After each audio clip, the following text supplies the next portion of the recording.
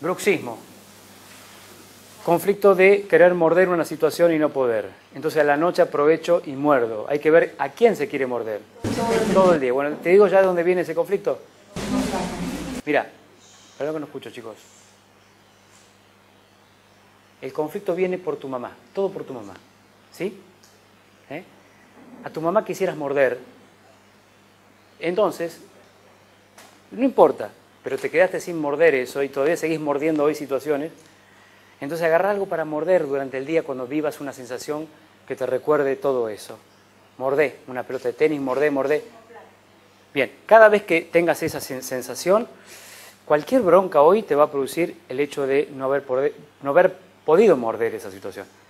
Entonces mordé cualquier pelota hoy, va a ver que se te va el bruxismo en la noche.